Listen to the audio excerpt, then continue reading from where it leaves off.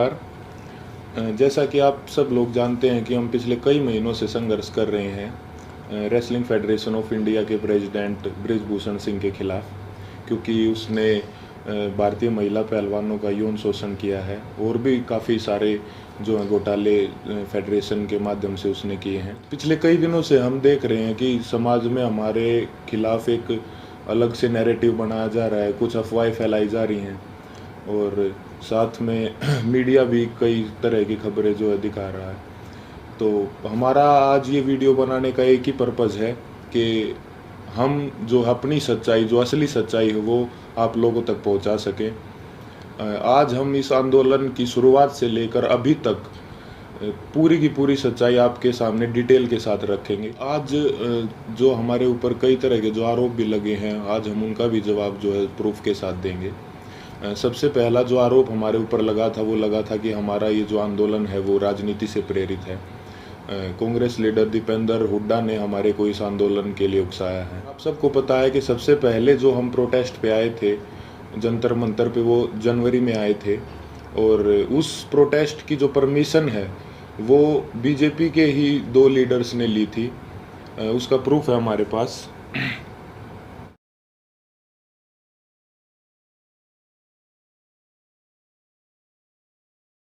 Protest की जो permission जो जंतर मंतर थाने से ली गई थी वो बीजेपी लीडर तीर्थ राणा और बीजेपी लीडर बबीता फोगाट ने जो वो परमिशन ली थी, जिसका प्रूफ भी अभी हमने आपको दिखाया।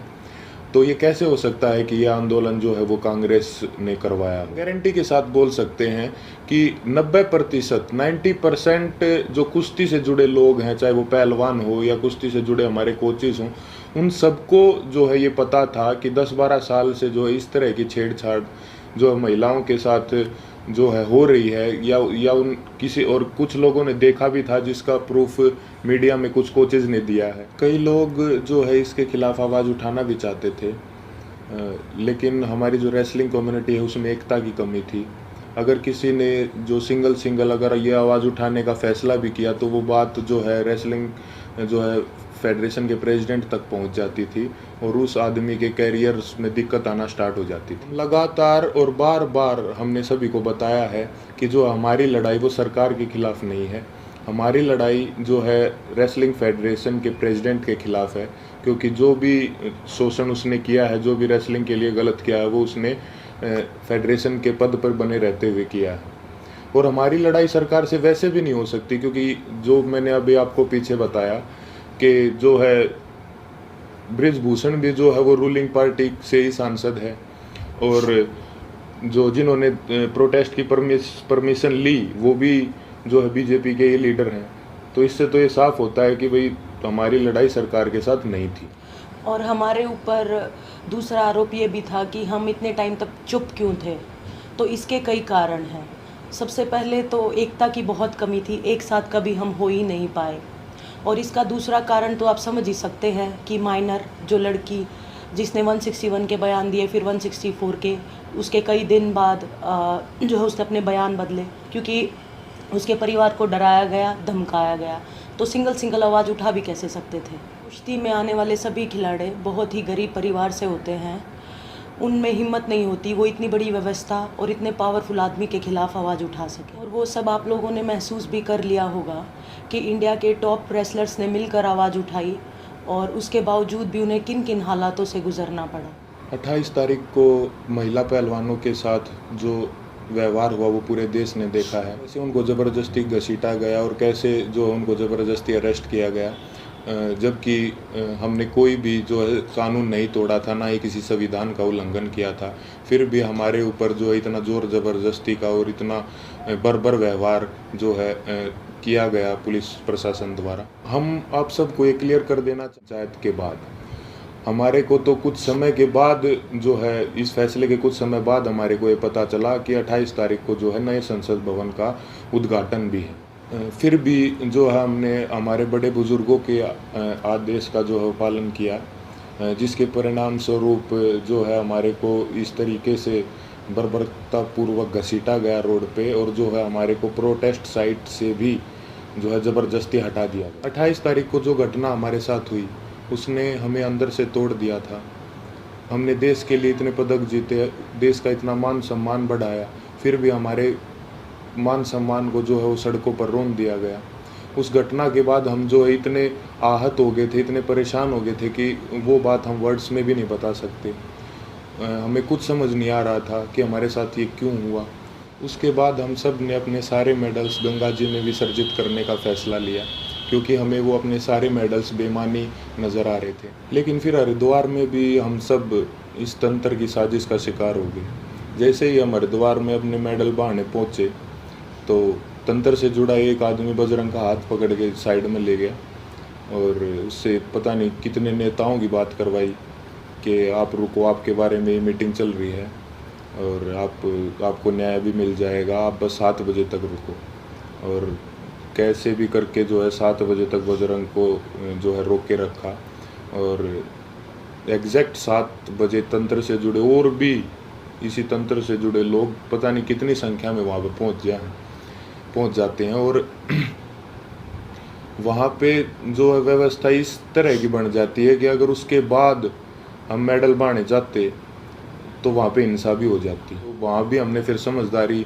जो है दिखाई और जो है रुकने का निर्णय लिया कि अभी हम रुक जाते हैं। और एक और बात क्लियर कर दे कि वो मेडल हमने सिर्फ अपने कोचेज़ को और अपने माँ बाप को वापस दिए थे। वहाँ पे क्या चल रहा था ये हमारे को कुछ समझ में ही नहीं आ रहा था।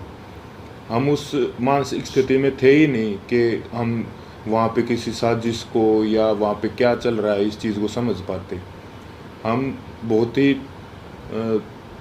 एक तनाव में और एक बहुत दुखी मन के साथ अपने जीवन की पूरी कष्ट कमाई को वहाँ लेके गए थे। लेकिन वहाँ पे क्या हुआ उसको क्योंकि हम जो है आंदोलनकारी नहीं है ना, हमें एक्सपीरियंस है, हमने जो है पूरी ज़िंदगी कुश्ती करी है ना, सोशल लाइफ भी नहीं जिए, तो कई बार इस तरह के जो माहौल क्रिएट होते हैं वो नहीं समझ में आते। साथ में हम अपनी ज़िंदगी की पूरी कमाई वहाँ पर लेके गए हुए थे। इस घटना के बाद हमारी मानसिक स्थिति ऐसी हो गई थी कि हमें कुछ भी समझ नहीं आ रहा था कि कौन हमारे साथ है, कौन जो हमारे खिलाफ है, कौन इस तंत्र का हिस्सा है।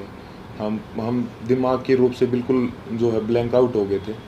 और फिर उसके बाद कई लोग हमारे को मिलते रहे, कुछ समझाते रहे, हमारे को कुछ समझ नहीं आ रहा था कि किस पे विश्वास करें और किस पे ना करें।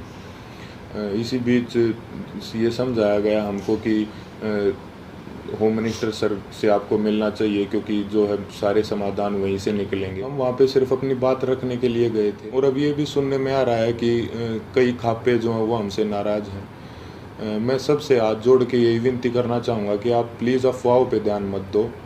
अगर अनजाने में हमसे कोई गलती भी हुई हो तो हमें माफ़ करो। इतने दिन लगातार संघर्ष करने के बाद, इतने लोगों से मिलने के बाद हमने क्या महसूस किया है, क्या सीखा है, ये तो अभी हम आपको वर्ड्स में नहीं बता सकते।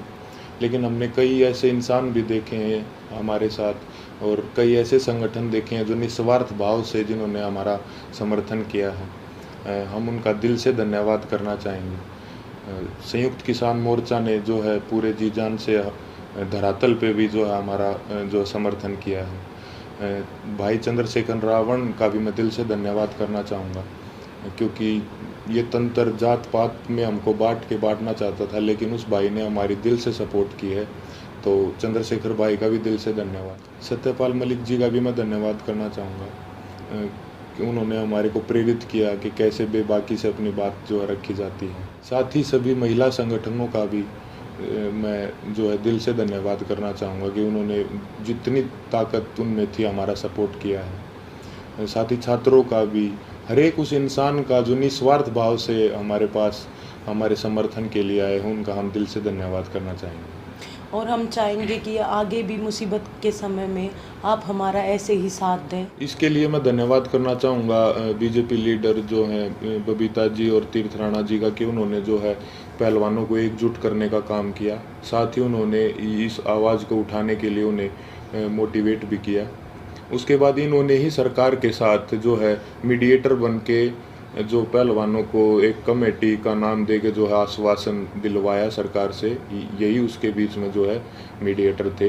हालांकि वो बस एक आश्वासन ही निकला, क्योंकि उसके बाद जो है उस कमेटी का कोई रिज़ल्ट नहीं निकला और रेसलिंग फेडरेशन ने अपना काम वापस से वैसे ही सुचारू रूप से जारी रखा, जिसकी वजह से फिर हमें 3 महीने के बाद वेट करके जब हमें न्याय नहीं मिला तो हमें दोबारा जो है वो जंतर मंतर पर आना पड़ा। हम अपने माध्यम से सभी देशवासियों को ये संदेश भी देना चाहते हैं कि कभी भी किसी के साथ भी अगर कोई अन्याय होता है तो हमें जो है हमेशा ही एकजुट होने की जो ज़रूरत रहती है और होना चाहिए हमें एकजुट, क्योंकि हमने इतने इस दौर में यही महसूस किया कि कहीं ना कहीं ये तंत्र हमारी जो हमारी एकता की कमी है